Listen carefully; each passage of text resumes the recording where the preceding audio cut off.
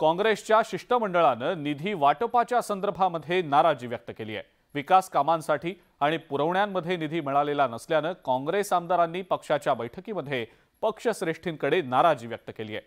निधी वाटपामध्ये सुरू असलेला हा भेदभाव हा खूप गंभीर असल्याचा आरोप सुद्धा काँग्रेस नेत्यांनी केलाय। नागपूरच्या हिवाळी अधिवेशनात शिंदे सरकारनं विक्रमी 55,000 कोटी रुपयांच्या पुरवणी मागण्यांना मंजुरी दिली। विविध विकास कामांसाठी हा कोट्यावधी रुपयांचा निधी मंजूर करण्यात आला।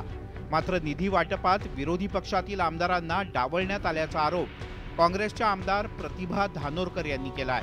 बजेट झालं, पुरवणी मागण्या झाल्या, एकही रुपयाचा फंड हा विरोधी पक्षाच्या आमदाराला या ठिकाणी मिळाला नाही। तर शेवटी या राज्याचे पालकत्व म्हणून सीएम साहेब असतील, डीसीएम साहेब असतील यांनी प्रत्येक आमदारांच्या मतदारसंघाचा विचार करता निधीचं वाटप हे समान वाटप झालं पाहिजे, हा प्रामाणिक प्रयत्न त्यांनी सुद्धा या ठिकाणी केला पाहिजे। ही बाब आम्ही पक्षश्रेष्ठीकडे बोलून दाखवली।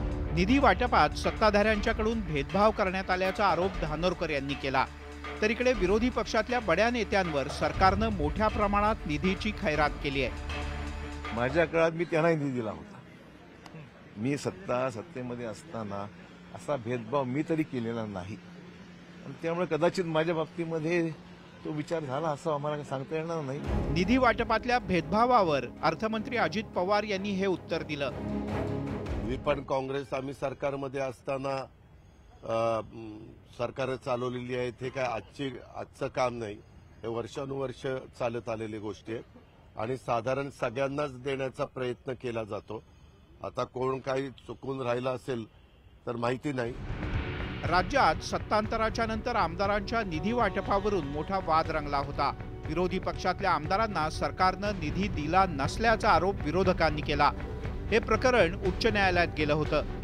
आता धानोरकर यांना निधी वाटपात डावलण्यात आल्यामुळे पुन्हा एकदा कोर्ट कज्जा होण्याची शक्यता नाकारता येत नाही।